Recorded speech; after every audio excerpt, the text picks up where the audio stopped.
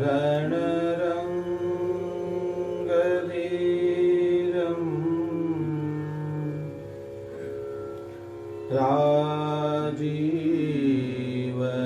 राजीवनेत्रम्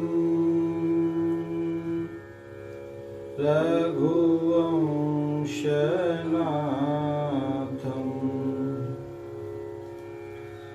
कारुण्यरूपं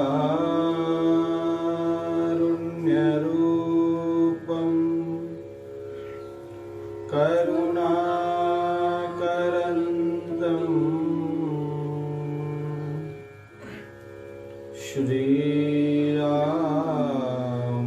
श्रीरामचन्द्रं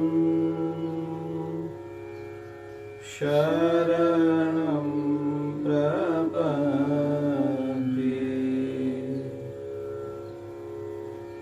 मनोजवं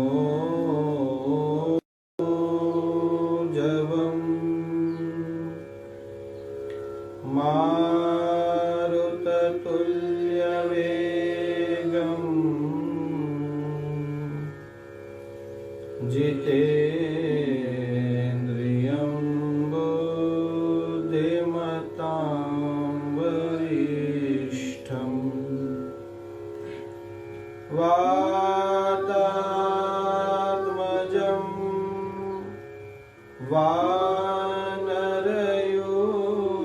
वानरयूथमुख्यं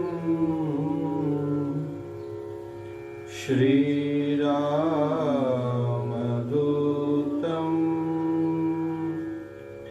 शरणं प्रपद्ये। श्री राम जय जय राम, श्री राम जय राम। गाओ श्री राम जय जय राम, श्री राम जय राम।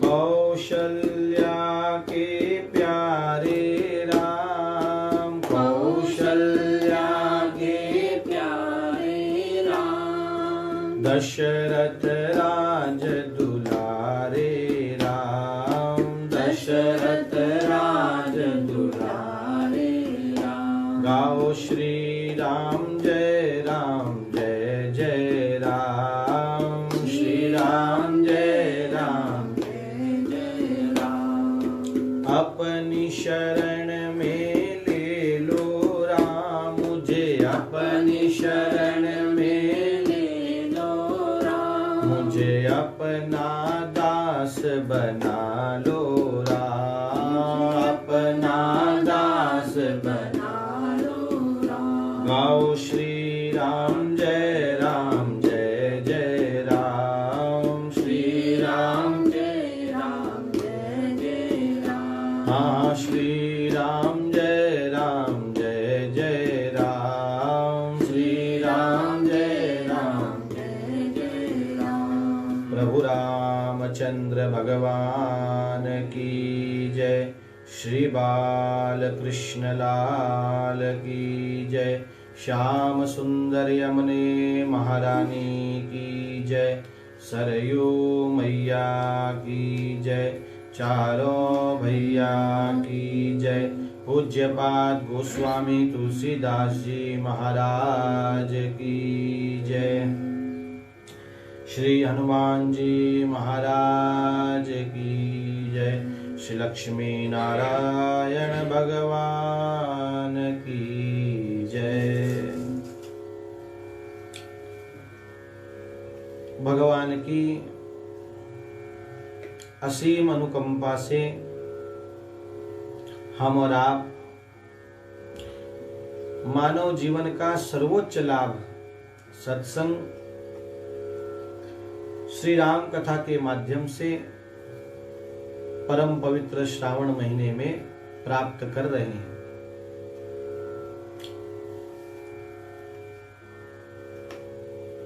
एक बात निश्चित है, वो ये कि ये शरीर और ये संसार जो दिख रहा है ये विनाशशील है,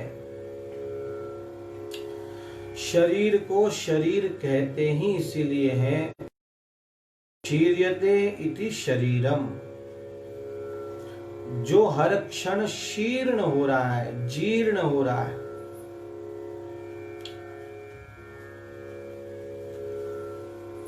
तो क्या करें? तो भगवान ने हमको और आपको एक मौका दिया है। क्या? कि विनाशी शरीर देकर भगवान ने स्वयं अविनाशी भगवान की प्राप्ति का एक साधन हमको दे दिया। शरीर तो छूटेगा ही एक दिन, इसमें कोई दो राय नहीं है। चाहे राजा हो, चाहे रंक हो, चाहे गृहस्थी हो और चाहे सन्यासी हो, बड़े से बड़े सिद्ध महात्मा का भी शरीर तो सबका छूटता है एक दिन।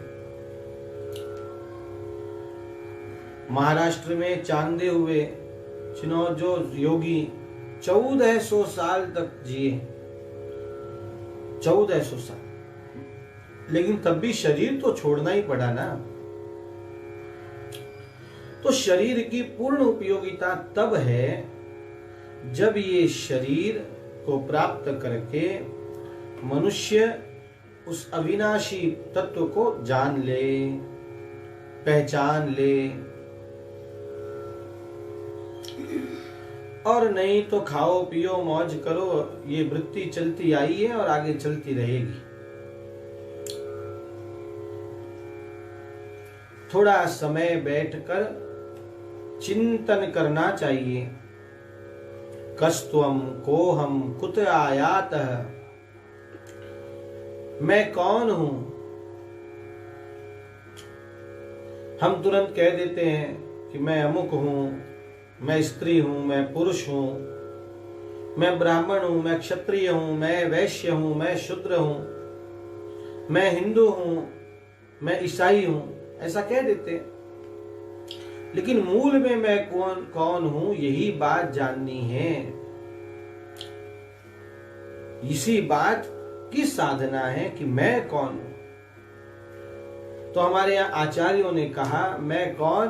बोले दासो हम, मैं दास हूं। बस इसी बात को अनुभूति बिना संतों की कृपा के प्राप्त नहीं होती। यही बात, और राम कथा यही सिखा रही है। देखो कल मनु और शत्रुपा जैसे ही वृद्धापकाल आया, वानप्रस्थ लेकर वन में चले गए। अब हम ये नहीं कह रहे कि आप वन में चले जाओ, क्योंकि वन भी ऐसे रहे नहीं। आश्रमों में चले जाओ ये भी नहीं कहते, क्योंकि आश्रम भी आजकल ठीक है, भगवान की कृपा है। कली से कोई अछूता नहीं है, 100 बात की एक बात है। तो अपना जीवन ऐसा बना लिया जाए, मनु शत्रुपा की तरह अपनी दिनचर्या ऐसी बना ली जाए, तो निश्चित मानिए भगवान के दर्शन दुर्लभ नहीं है, बिल्कुल दुर्लभ नहीं है, सहज सुलभ है भगवान के दर्शन। और फिर भगवान ने मनु शत्रुपा को वरदान दिया, सत्य सत्यपन सत्य हमारा, मैं अवश्य आऊंगा और आपके पुत्र रूप में आऊंगा, और अकेला नहीं, अंशन सहित, अंश के साथ आऊंगा। अब गोस्वामी जी भगवान के अवतार का 5वां कारण बता रहे हैं।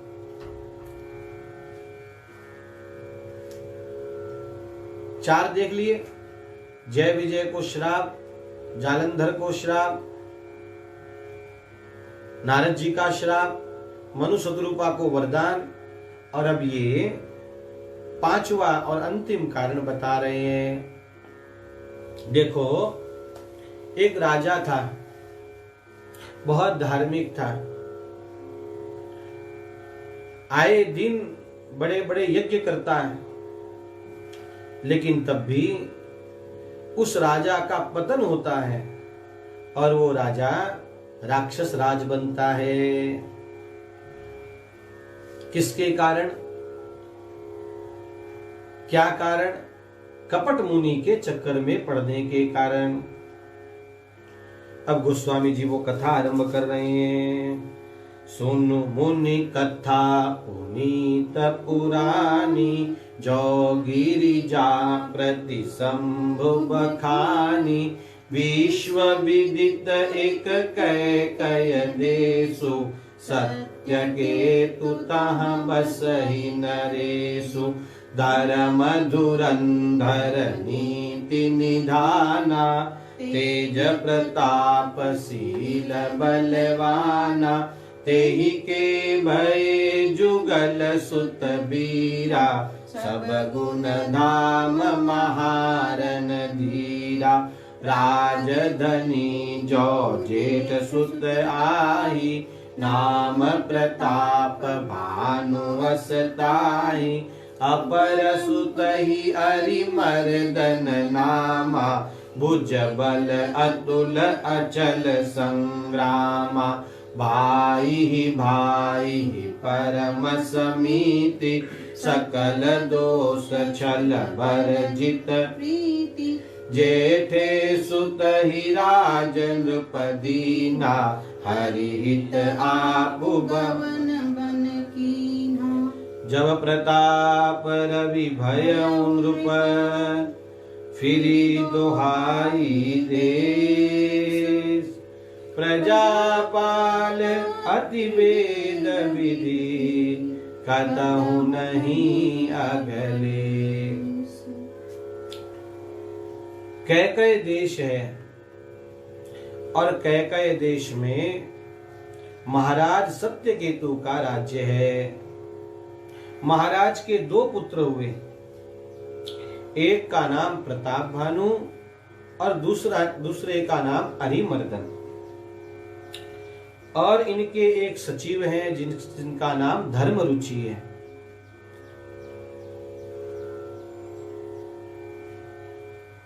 अब करुणा सिंधु जी जो रामायण के बहुत बड़े टीकाकार हुए, उन्होंने कहा प्रताप भानु ये भगवान का सखा ही है और वही आया है, ऐसा उन्होंने कहा है अपनी टीका में।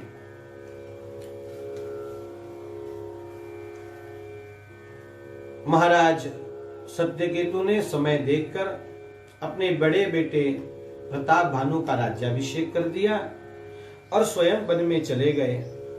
अब प्रताप भानु का राज्य आया है और प्रताप भानु पूरी पृथ्वी का एक क्षत्र राजा हो गया, सबको उसने जीत लिया। किस कारण?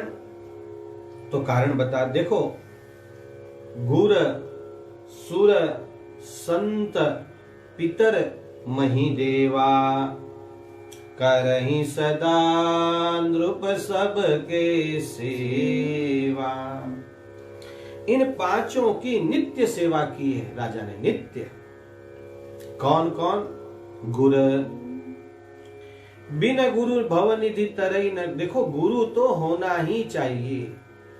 बिना गुरु के आप पुस्तकें पढ़ सकते हैं, श्लोक रट सकते हैं, चौपाइयां याद कर सकते हैं, लेकिन उनका भाव,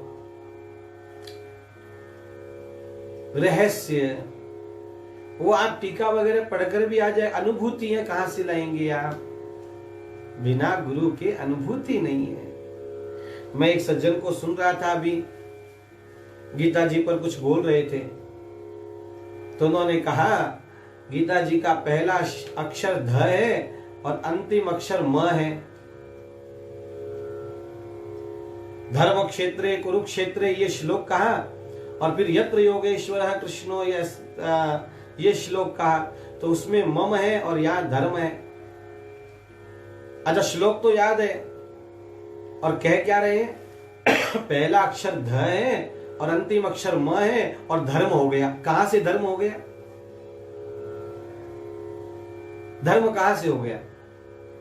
पहला अक्षर ध, अरे साधारण सा कक्ख गग्ग भी कर 12 खड़ी वाला बच्चा भी कह देगा कि पहला अक्षर ध और अंतिम अक्षर म है तो धम होगा, धर्म नहीं होगा।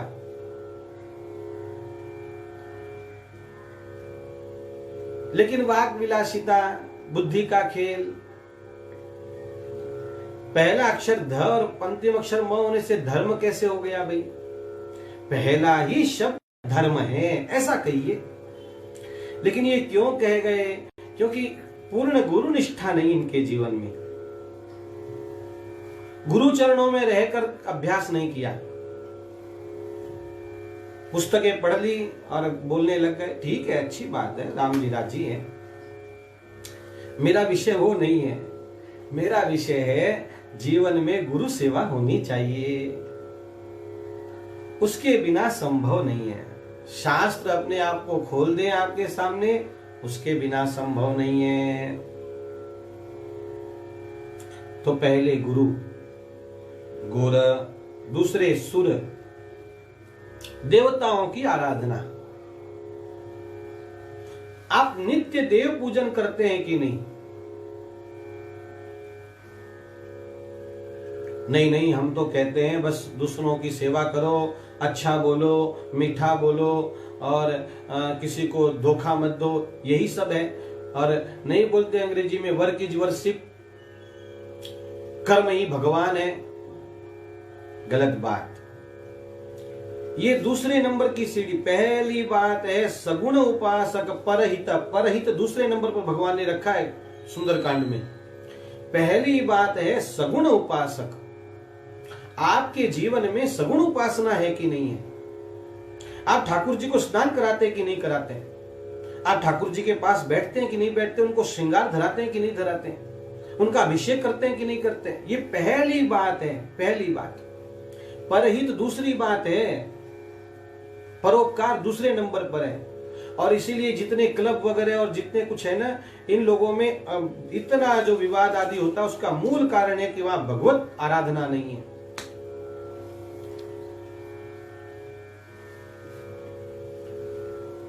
कुछ संस्थाएं ऐसी हैं जो आपके घर में प्रवेश करती हैं और आपके घर में से भगवान को निकाल देती हैं। उन संस्थाओं से सावधान रहिए।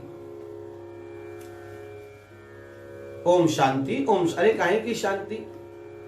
बिना भगवान के शांति कैसे संभव है?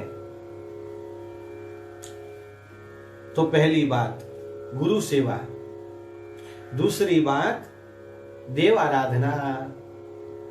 हमारे यहां शिवाजी महाराज देव आराधना करते हैं। हमारे यहां और पीछे जाइए तो भगवान राम स्वयं देव आराधना करते हैं। भगवान राम के यहाँ उनके जो इष्ट देव हैं, उनके घर में कुल देवता रंगनाथ जी की रोज सेवा होती है। हमारे यहाँ भगवान कृष्ण आराधना करते हैं। देवी भागवत में उल्लेख है, शिव पुराण में उल्लेख है, भगवान शिव आराधना करते हैं। तो पहली बात गुरु जी की सेवा करिए, दूसरी बात देव आराधना करिए। गुर सुर संत, संतों की सेवा करिए, संतों का भंडारा करिए।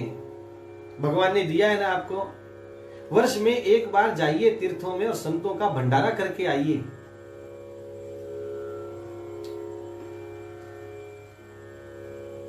नहीं तो टिक्का टिप्पणी करने वाले लोगों की कमी नहीं है। मोटे ताजे मुस्टंडे हैं, क्या काम नहीं करते, खाली खाते बैठते हैं बस, ऐसे कहने वालों की भी कमी नहीं है। नहीं, संत सेवा करिए जीवन में। गुरु सेवा, देव सेवा, संत सेवा। और चौथी बात, अपने पूर्वज, अपने पितरों को मत भूलिए। नित्य तर्पण करिए। आपने मत्स्य पुराण में सुना, पूरा एक पहला प्रकल्प ही श्राद्ध कल्प है पूरा। पितरों को कभी मत भूलिए। रोज तर्पण करिए, दिया जलाइए, पितरों के निमित्त कुछ न कुछ दान करिए यथाशक्ति। और पांचवी बात, मही देवा, ब्राह्मण, ब्राह्मणों का पूजन करिए। हमारे यहाँ कितने परिवार ऐसे हैं आज भी जहां ब्राह्मण बालक, ब्राह्मण बालिकाएं प्रसाद पाती हैं उस घर में जाकर नित्य, रोज। यथाशक्ति ब्राह्मण सेवा करें। तो ये 5 ये राजा नित्य करता है। और दिन प्रतिदेयी विविध विधि दाना, रोज अलग अलग दान करता है। और जहाँ लगी कहे पुराण श्रुति, एक एक सब जाग, 12 सहस्र सहस्र नृप किए सहित अनुराग। जबरदस्ती नहीं, जबरदस्ती इतने याग नहीं किए, बड़े प्रेम से यज्ञ किया। और यज्ञ का फल क्या किया? हृदय न कछु फल अनुसंधाना, भूप विवेकी परम सुजान। परम विवेकी है ये प्रताप भानु। और इसीलिए करहि जे धर्म कर्म मन जानी, वासुदेव अर्पित नृप ज्ञान। देखो कितने विशेषण लगाए, ज्ञानी भी है, परम विवेकी भी है, और सारे जो फल जो ये करता है, धर्म कर्म सब भगवान को अर्पण करता है। इतना होने के बाद भी इस राजा का पतन क्यों हुआ, ये सुनने जैसा है, ये सुनने जैसा है। और फिर क्या हुआ? महाराज ने सब जीत लिया और एक बार आखेट खेलने, शिकार खेलने के लिए वन में गए, जंगल गए। क्षत्रिय हैं और क्षत्रियों का अधिकार है आखेट शिकार खेलना। और वहां एक सूकर के पीछे पीछे गए, और ये सूकर और कोई नहीं था, ये काल केतु नाम का राक्षस था, जिसके 10 भाई और 100 पुत्रों को इन्होंने मारा था प्रताप भानु ने। वही सूकर, वो मायावी है, सूकर का वेश लेकर भागा और महाराज उसके पीछे पीछे घोड़े पर भागे। सबको पीछे छोड़ दिया महाराज ने, स्वयं उसके पीछे पीछे भागे। बस यही सबसे पहली गलती यही हो गई। आपको याद है अभी मैंने बताया प्रताप भानु के पिता का नाम सत्यकेतु, और ये राक्षस कौन है? काल केतु। संतों ने भाव दिए, जब जब ये जीव काल केतु के पीछे भागे है, देखो सत्य केतु का बेटा, लेकिन भाग रहा है काल केतु के पीछे। सत्य केतु कहते हैं सिद्धांतवादी को, और काल केतु कहते हैं अवसरवादी को।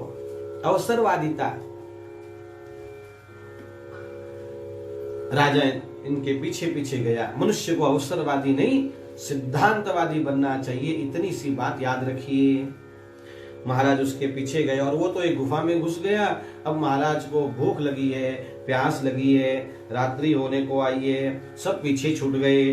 खेद खिन्न क्षुदित तृषित राजा बाजी समेत, खोजत व्याकुल सरित सर, जल बिनु भयउ अचेत।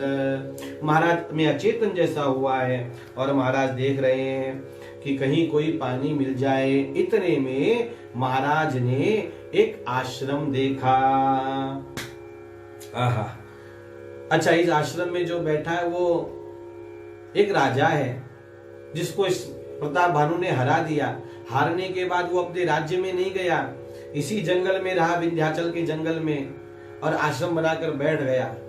ये कपट मुनि है, इसका नाम कपट मुनि है। और राजा नीचे उतरा और राजा ने उतर तुरगित कीन प्रणामा, परम चतुर न कहेहु निज नामा। और प्रताप भानु ने उतर के घोड़े को बांध दिया और प्रणाम किया। अपना नाम नहीं बताया, सच्ची नाम नहीं बताया, झूठा परिचय दिया। तो अच्छी बात है, तो मुझे प्यास लगी तो पहले जल ले लो राजन। और कपट मुनि ने जल दिया, कपट मुनि ने जल दिया। और फिर ये क्या बोल रहा है? चक्रवर्ती के लक्षण तोरे राजन, मुझे तो तुम में चक्रवर्ती के लक्षण दिखलाई दे रहे हैं। तो राजा ने कहा नहीं नहीं, मैं तो जो है प्रताप भानु नाम के राजा का मंत्री हूं। झूठ बोल गया राजा, और कपट को इसका ये झूठ अच्छा लगा। कमाल है कि नहीं? देखो आप समझ रहे हैं, कथा समझ रहे हैं आप? चेला झूठ बोल रहा है और गुरु जी को अच्छा लग रहा है। लोभी गुरु लालची चेला, नरकों में होवे ठेलम ठेला।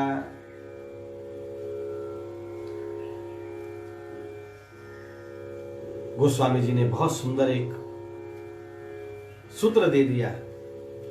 तुलसी जसी भवतव्यता, तैसी मिलई सहाई। आपुन आवहि ताहि पही, ताहि तहाँ ले जाए।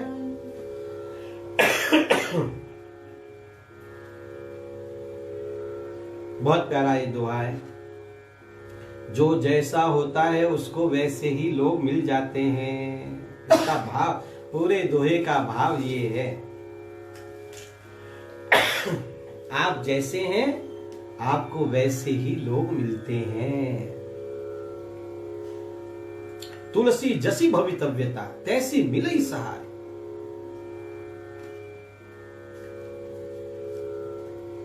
गुरु जी यदि व्यापारी हैं तो उनको चेले भी व्यापारी मिलते हैं।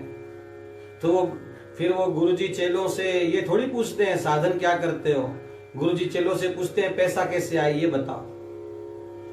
और चेले भी गुरु जी से ये थोड़ी पूछते हैं गुरु जी भगवान कैसे मिले। चेले पूछते हैं कि व्यापार कैसे बढ़ेगा ये बताओ, ऐसा अनुष्ठान बताओ जिससे एक फैक्ट्री है 2 फैक्ट्री हो जाए, 2 है तो 4 हो जाए। और जहां शिष्य में भगवत प्राप्ति की उत्कंठा होती है उसको गुरु भी वैसा मिल जाता है। इसमें कोई दो राय नहीं है भाई, कोई दो राय नहीं।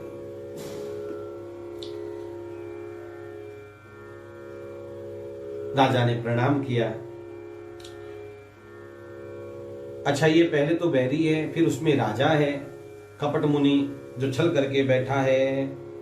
राजा ने उनको प्रणाम किया और कहा कि आप अपना नाम बताइए, आप हैं कौन, कब से यहाँ तपस्या कर रहे हैं, सच्ची सच्ची बताइए। तो कपट मुनि बोला, देखो कपट मुनि बातें बनाने में बड़े एक्सपर्ट होते हैं। तो कपट मुनि क्या बोला, लोक मान्यता अनल सम कर तप कानन दाहु।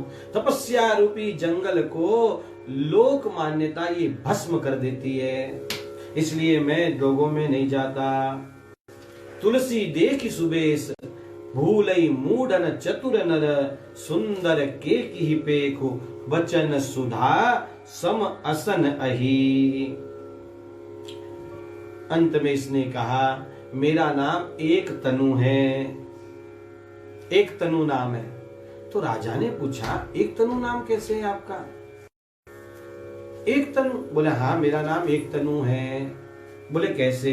बोले आदि सृष्टि उपजी जब ही, तब उत्पत्ति भय मोर। जब से सृष्टि बनी तब मेरा जन्म हुआ और नाम एक तनु, तब से आज तक मैं मरा ही नहीं। बताओ कैसा झूठ बोल रहा है? और राजा है, उनकी बातों में आ रहा है। और फिर तब की महिमा बतलाई और राजा ने कहा,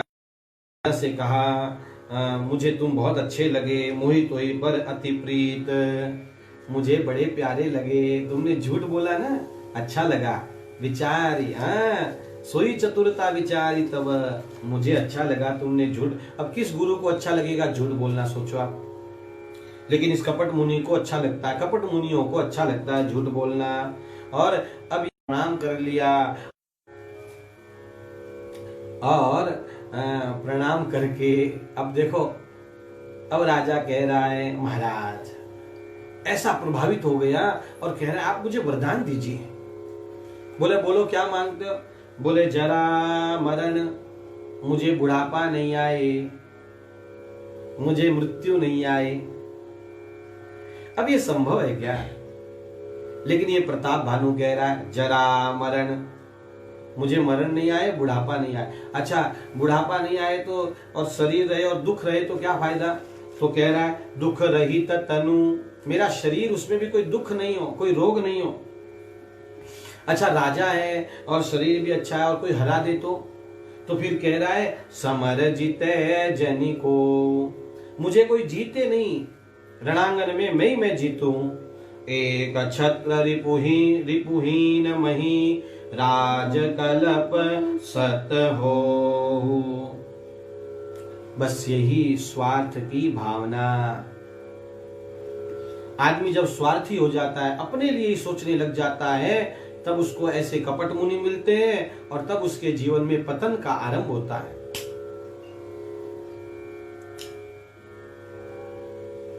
कपट मुनि बोला कि सब बढ़िया है, लेकिन एक बात है, तुम ब्राह्मणों को जीत लो तो बस तुम्हारा नाश ब्राह्मणों के श्राप से हो सकता है, दूसरा कोई नहीं है।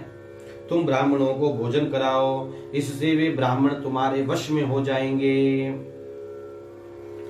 हाँ, एक ही उपाय है ये, लेकिन मम आधीन, ये मेरे अधीन है। ये कपट मुनि के शब्द हैं, मेरे अधीन। मुझसे ये काम करवाओ तो ही आपका काम बनेगा, दूसरे से कराओगे तो नहीं बनेगा। तो ये कह रहे हैं मम आधीन, और राजन मेरे अधीन ये काम है, लेकिन मैं तो कभी कहीं गांव वगैरह में जाता नहीं, कहीं किसी के जाता नहीं। तो राजा ने कहा महाराज ऐसा मत करिए, बड़े स्नेह लघुन पर करहीं, अरे बड़े छोटों पर कृपा करते हैं, आप पधारिए, आप हमारे यहाँ पधारिए। और तब कपट मुनि बोला देखो राजन, ये बात किसी से कहना नहीं। क्यों? जोग जुकुति तप मंत्र प्रभाऊ, फलही तबही जब करिए दुराऊ। ये बातें तभी फलीभूत होती हैं जब इसको छिपा कर रखा जाता है, इसलिए बताना नहीं किसी को। अब कौन गुरु ये बात कहेगा, सोचो आप। ये कपट मुनि ही कहते हैं ऐसी बातें कि हमारा मंत्र, हमारी ये बातें किसी को बताना नहीं, हमारे यहाँ ऐसा कुछ करना नहीं। हमारे यहाँ तो रामानुजाचार्य भगवान, जिन्होंने सबका उद्धार किया, कैसी विशाल आचार्य परंपरा है हमारे यहाँ पे। सलेमाबाद की परंपरा हो, हमारे डिडवाना में हो, कितनी है, कर्नाटक में हमारे मध्वाचार्य संप्रदाय हो, कितने संप्रदाय हैं हमारे यहाँ, और कितने स्वस्थ गुरुओं की परंपरा है हमारे यहाँ पर। फिर भी लोग उनको छोड़कर इधर उधर भागते फिरते हैं। शंकराचार्य भगवान की परंपरा है हमारे यहाँ पे, है? लोग इनको छोड़ते हैं और कपट मुनि बाबा, और वो कौन से बाबा है, ये खाओ तो कृपा बरसेगी और वो खाओ तो कृपा बरसेगी, है? कमाल है कि नहीं? सात्विकता छोड़कर लोग तामसी राजसी की ओर भागते हैं, तभी उन फंसते हैं, फिर रोते बैठते हैं, हमको ठग लिया, हमको ऐसा कर लिया, और फिर धर्माचार्यों के ऊपर आक्षेप करते हैं। कपट मुनि से बचिए। इसने कहा मेरे ही बस में है। तो उसने कहा ठीक है, तुम इतना कह रहे हो तो मैं तुम्हारे ऊपर पुरोहित का रूप लेकर आऊंगा। देखो राजा का पतन का एक कारण ये भी है, 3 दिन तक गुरु जी को गुफा में बंद करने दिया उस कपट मुनि को, और गुरु अपमानता भगवान कहां सह सकते हैं। और ये गुरु का रूप लेकर यहाँ पहुंचेगा।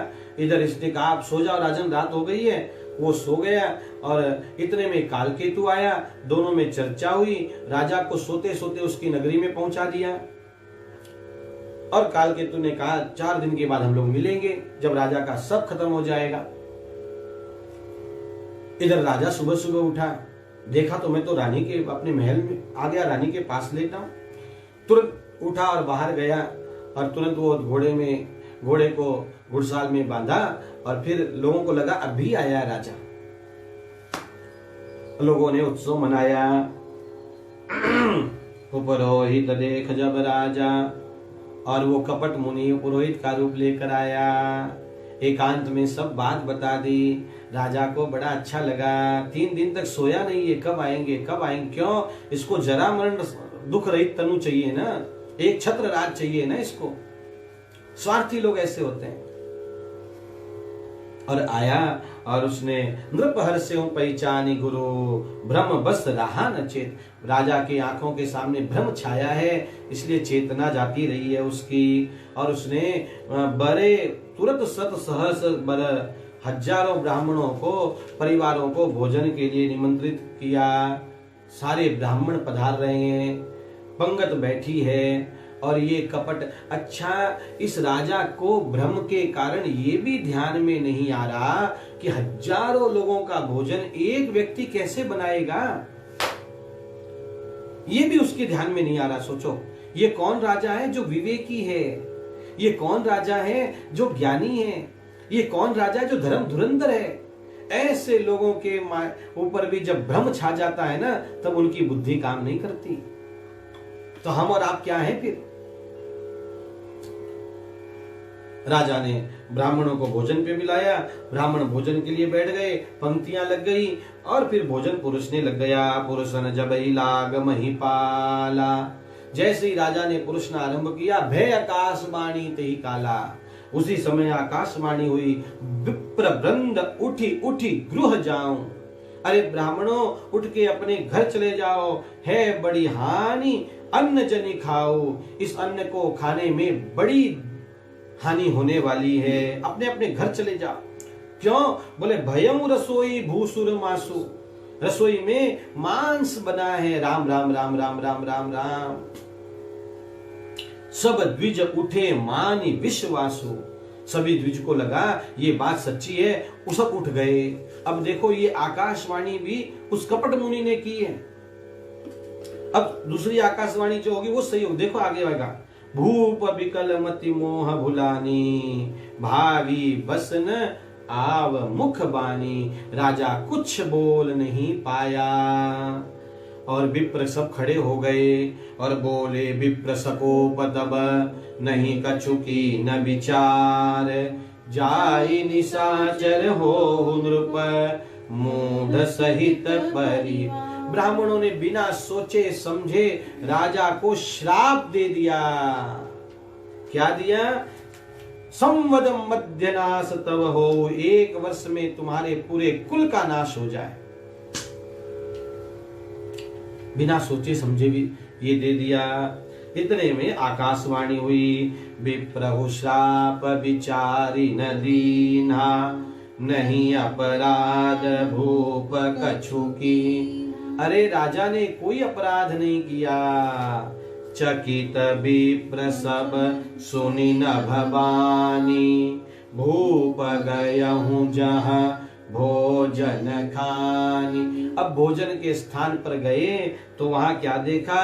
वहां तो भोजन ही नहीं है और कुछ भी नहीं है। वो कपट मुनि भी चला गया। अब तो श्राप तो मिल गया, श्राप तो मिल गया। भूपति, तब ब्राह्मणों ने क्या किया? कहा, भूपति भावी मिट ही नहीं, जदपि न दूषण तोर, किए अन्यथा होई नहीं, विप्र श्राप अति घोर। ब्राह्मणों का श्राप बड़ा घोर होता है। अब तुम्हें दंड तो मिलेगा ही राजा, 1 वर्ष में तुम्हारा सब खत्म हो जाएगा, सब चला जाएगा। इसलिए बहुत सावधान रहिए भाई, बहुत सावधान रहिए। और इतने में फिर उस कपट मुनि ने तैयारियां की युद्ध की और 1 वर्ष में तो राजा का सारा राजपाट चला गया और सब मृत्यु को प्राप्त हो गए। याज्ञवल्क्य जी कहते हैं, भरद्वाज जी, भरद्वाज सुनु जाहि जब होहि विधाता, धूरि मेरु सम जनक जम, ताहि ब्याल समदा। जब विधाता हमारे वाम भाग में चला जाता है तब धूली ही मेरू का काम करती है। अरे 5 मंजिल से गिरकर भी आदमी बच जाता है और थोड़ी सी ठोकर लगी कि गया। धूरी मेरू सम जम जनक जम, पिता ही यमराज बन जाता है और रस्सी ही सर्प का काम कर देती है। कब? जब विधाता वाम होता है।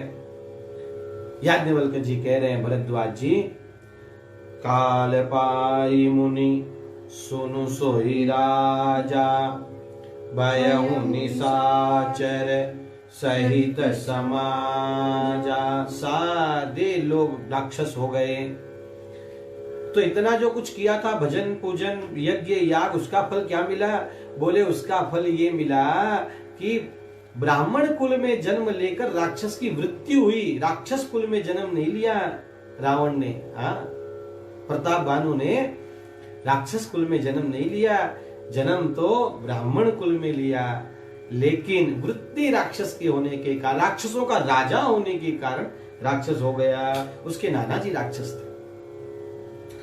और आया भाई राम जन्म के पहले जन्म हो रहा है किसका? रावण का। आया, ये देखो आया, 10 सिर ताहि 20 भुज दंडा, रावण नाम वीर बरिबंड। आया भाई, बिना अंधेरे के प्रकाश का पता नहीं चलता। प्रकाश का महत्व तो अंधेरे के बाद ही पता चलता है। ऐसे ही भोजन करने का आनंद तो भूख के बाद ही आता है। तो राम जन्म के पहले रावण जन्म की कथा आई है। ये प्रताप भानु रावण बना और इसका छोटा भाई अरिमर्दन, भूप अनुज अरिमर्दन नामा, भयउ सो कुंभकर्ण बलधामा। इसका छोटा भाई अरिमर्दन कुंभकर्ण बना और इसका जो मंत्री था सचिव जो रहा धर्म रुचि जासु, भयहु विमात्र बंधु लघुतासु, नाम विभीषण जेहि जग जाना, विष्णु भगत विज्ञान। आया, और इनके एक बहन हुई जिनका नाम शूर्पणखा था। अब हमारे महाराज जो हैं, गुरु जी जो हैं, बड़ा सुंदर भाव देते हैं कि ये तीनों 3 गुणों के प्रतीक हैं। कुंभकर्ण ये तमोगुण का प्रतीक है। जब देखो तब अलसाया रहता है, आलस में रहता है, सोया रहता है। हमारे जीवन में कौन से गुण का प्राधान्य ज्यादा है, ये देखते रहना चाहिए समय समय पर। और इसलिए गीता जी का 14वां अध्याय जरूर पढ़ना चाहिए, गुणत्रय विभाग योग। मेरे में सात्विकता ज्यादा है, राजसपन ज्यादा है या फिर तमोगुण ज्यादा है, ये पता लग जाएगा। तो कुंभकर्ण ये तमोगुण वृत्ति का है और रावण जो है वो तमोगुण और रजोगुण से बना है। जब तमोगुणी आदमी में रजोगुण होता है तो वो जो है उटपटांग काम करता है। रजोगुणी आदमी कभी शांत नहीं बैठता, कुछ न कुछ करता रहेगा, कुछ न कुछ करता रहेगा। तो रजोगुण के साथ तमोगुण जब मिलता है तो गलत काम करता है, और रजोगुण के साथ जब सत्वगुण मिलता है तो बढ़िया काम करता है। तो कुंभकर्ण पूरा तमोगुणी है, विभीषण पूरा सत्वगुणी है। हाँ, विभीषण पूरा सत्वगुण है। इस विभीषण में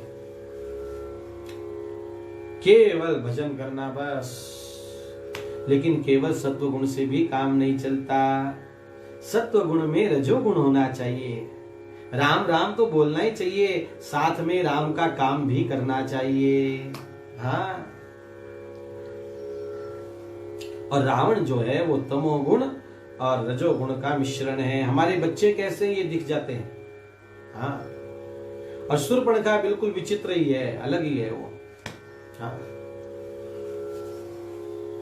विभीषण अपने पिताजी के ऊपर गया, दादाजी के ऊपर गया, रावण अपने नाना जी के ऊपर। देखो बच्चे 2 ही कुल पर जाते हैं, या तो दादे रे पर या फिर नाने रे पर। नहीं कहते देखो दादाजी आ गए घर में, दाक्षता बच्चे को देखकर बोलते दादाजी आ गए, दादाजी के सारे लक्षण आए इसमें। तो कभी कभी कहते नाना जी के लक्षण आ गए इसमें।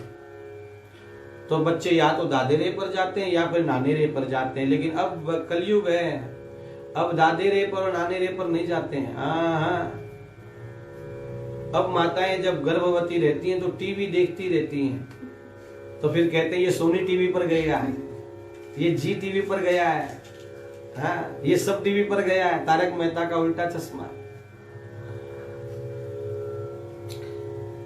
उपजे जद विपुलस्त्य कुल पावन अमल अनूप, तदपि महिश्रुर श्राप बस भय सकल अघरूप। उत्तम कुल में जन्म लेने के बाद भी श्राप के कारण सब पापी हो गए। लेकिन एक बात है, देखो भाई, इन तीनों ने तपस्या की है, की न विविध विधि भी की न विविध तप, तीनों भाई, तीनों भाइयों ने तपस्या की है। हाँ, परम उग्र नहीं बरनी सो जाई, उग्र तपस्या की। देखो बिना तपस्या के कुछ संभव नहीं है, तपस्या तो करनी ही पड़ेगी, शक्ति का संचय तो करना ही पड़ेगा। अब आपको शक्ति कहां लगानी है वो दूसरी बात है। इन राक्षसों में सबसे बड़ी जो बात है वो ये है कि वो शक्ति का संचय करते हैं, बाद में उसका दुरुपयोग करते हैं, ये दूसरी बात है। अरे मेरे पास होंगे तो मैं उसका दूध खरीदूं या फिर बोतल लेकर आऊं, ये बात की बात है, लेकिन 100 रुपए तो चाहिए ना मेरे पास पहले। मुझे 100 रुपए पहले चाहिए, तो शक्ति का संचय करिए जीवन में। और ब्रह्मा जी प्रकट हो गए और ब्रह्मा ने कहा मांगो बर प्रसन्न में ताता। बोलो, रावण से कहा बोलो क्या वर मांगते हो। तो रावण ने कहा मुझे अमर बना दीजिए। ब्रह्मा जी ने कहा यह संभव नहीं है। तो रावण ने कहा ऐसा करिए, हम काहू के मर ही न मारे, हम किसी के कारण द्वारा मरे नहीं। भगवान ब्रह्मा जी ने कहा ये भी। तो रावण ने कहा दो मुझे क्या मारेंगे, बानर मनुज जाति दुई बा, मुझे बानर और मनुष्य ही मार सकते हैं और कोई नहीं मार सकता। क्योंकि रावण इन दोनों को तुच्छ समझता है, ये मुझे क्या जीतेंगे कभी। और यही दोनों लंका जाकर लंका जीत कर आते हैं। आप सुनेंगे लंका कांड में फिर एवमस्त तुम बड़ तप कीना, ब्रह्मा जी ने एवमस्तु का वरदान दे दिया। फिर ब्रह्मा जी कुंभकर्ण के पास गए। अब कुंभकर्ण का इतना विशाल काय शरीर है, ये रोज भोजन करेगा तो क्या होगा। तो उसके मुंह में सरस्वती बैठ गई। वो मांगने वाला था कि मैं 6 महीने खाऊं और एक दिन सोऊं, लेकिन जैसे उसकी जिह्वा पर सरस्वती बैठी वो उल्टा बोल गया कि मैं 6 महीने सोऊं और 1 दिन खाऊं। शारद प्रेरिता सुमति में फेरी, मांगे सी नींद मास सटकेरी, 6 महीने की नींद मांग ली। अब ब्रह्मा जी विभीषण के पास गए। आइए विभीषण के साथ, उनके साथ खड़े होकर हम भी ब्रह्मा जी से ये वरदान मांगे। क्या? गए विभीषण पास पुनी, कहे पुत्र बरमा, तेहि मांगे भगवंत पद, कमल अमल अनुराग। विभीषण ने कहा कि मुझे भगवान के चरणों में खूब प्रेम हो जाए, कमल अमल अनुराग। ब्रह्मा जी ने उसको भी वरदान दे दिया और ये तीनों भाई लौट कर आए। मई की पुत्री मंदोदरी से रावण का ब्याह संपन्न हुआ और रावण ने अपने दोनों छोटे भाइयों का भी ब्याह करवाया। लंका को अपनी राजधानी बना ली। अब तो जहां तहां जीत रहा है सबको। एक बार तो ये कैलाश पर चला गया और कैलाश को ही उठा लिया। ये देखो ये रावण है। मेरे कारण गुरुजी दिख रहे हैं सब लोगों को, उठाकर सबको दिखाता है। कौतुक ही कैलास पुनी लीने सी जाई उठाए। और एक बार तो क्या हुआ, कुबेर पर ही आक्रमण कर दिया। ये रावण है, जो दूसरों को रुलाता है वो रावण है, अथवा जो अपने भाई के साथ ही युद्ध करता है वो रावण है। कुबेर पर धावा बोला और पुष्पक विमान जीत कर ले आया। इसके बेटे हुआ मेघनाथ, इंद्रजीत। हाँ, और फिर कौन कौन इसके साथी हैं, तो कहा कुमुख, अकंपन, कुलिशरद, धूमकेतु, अतिकाय। ऐसे बड़े बड़े योद्धा राक्षस इसके साथी हैं। और ये सब काम रूप हैं, सब रूप बदलने में होशियार हैं। और रावण ने बिल पारित कर दिया सभा में। हाँ, क्या बिल पारित किया कि भाई देखो, द्विज भोजन, ब्राह्मणों के भोजन बंद करो। हाँ, ब्राह्मण भोजन नहीं करा, देवता इसी से तो पुष्ट होते हैं। ब्राह्मण भोजन सबसे पहले बंद करा दिया। द्विज भोजन, मख, होम, यज्ञ याग बंद कर दो।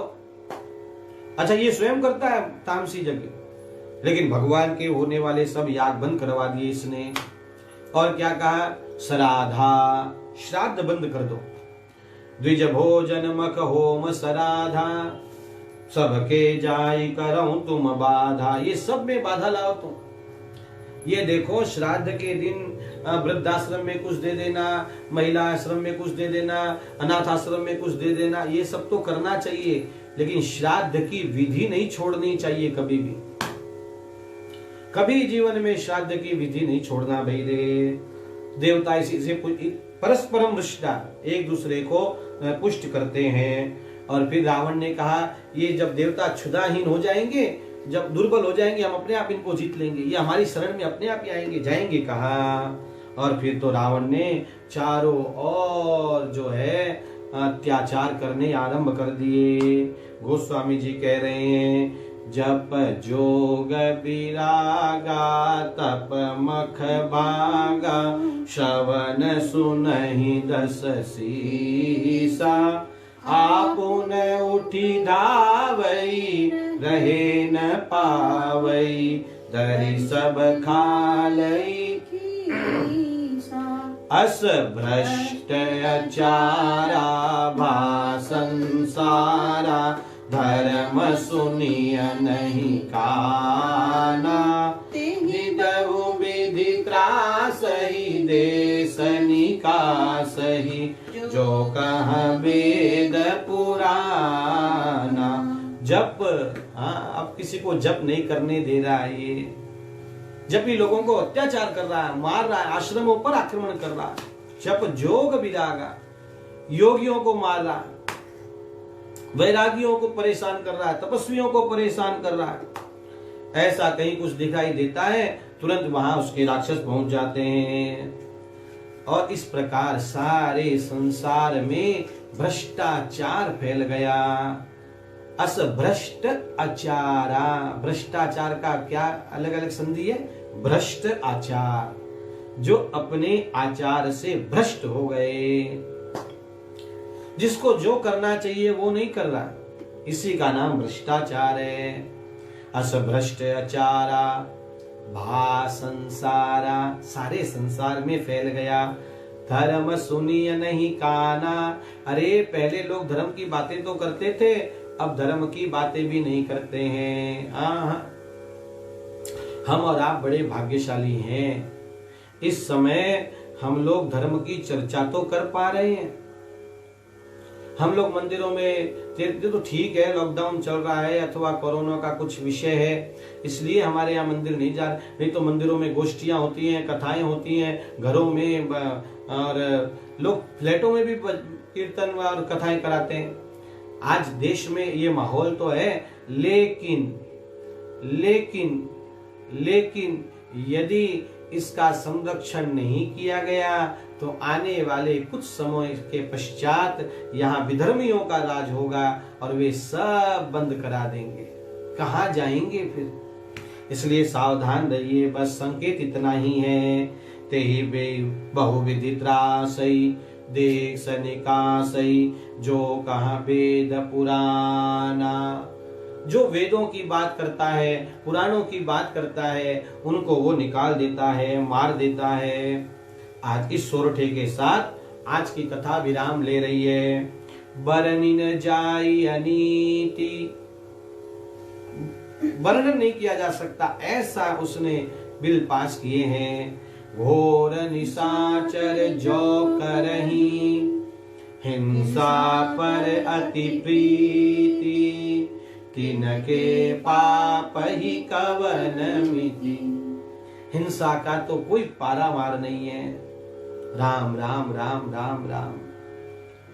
संतों के मुख से जब सुनते हैं हमारे देश में गायें कैसे काटी जाती हैं लाइन लगाकर, और कैसे उनके ऊपर उबलता हुआ पानी डाला जाता है और एक साथ उस के मारते, अरे राम राम, पूरा दिल दहल उठता है। हिंसा पर अति प्रीति, प्रकृति कभी किसी को क्षमा नहीं करती, याद रखिए। ऐसा इस रावण ने चारों ओर घोर पापाचार फैलाया है। अब पृथ्वी कहरा उठी है। अब ये पृथ्वी देवताओं के पास जाएगी, ब्रह्मा आदि भगवान की स्तुति करेंगे, और कल हम लोग भगवान का जन्म करेंगे। आज करना था, लेकिन आज प्रताप भानु का एक पूरा प्रसंग हो गया और रावण का जन्म, आज रावण का जन्म हो गया, कल भगवान का जन्म करेंगे। आइए कथा को विराम दे। मुख्य यजमान तो श्री ठाकुर जी ही हैं, और आज के दैनिक यजमान गौ ब्राह्मण संत सेवी श्री राजेश जी राठी परिवार पुणे। भगवान सब पर बड़ी कृपा करे। सर्वे भवन्तु सुखिनः, सर्वे सन्तु निरामया, सर्वे भद्राणि पश्यन्तु, माँ कश्चित दुख भाग भवेत्। इन्हीं शब्दों के साथ 2-4 बार भगवान नाम का आश्रय करिए। हरे राम राम राम सीता राम राम राम, हरे राम राम राम सीता राम राम राम, हरे राम राम राम सीता राम राम राम, हरे राम राम राम सीता राम राम राम, हरे राम राम राम सीता राम राम राम, हरे राम राम राम सीता राम राम राम। प्रभु रामचंद्र भगवान की जय। श्री बाल कृष्ण लाल की जय। सद्गुरुदेव भगवान की जय। ओम नमः पार्वती पतये। हर हर महादेव। जय सिया राम, जय श्री कृष्ण, जय श्रीमन्नारायण।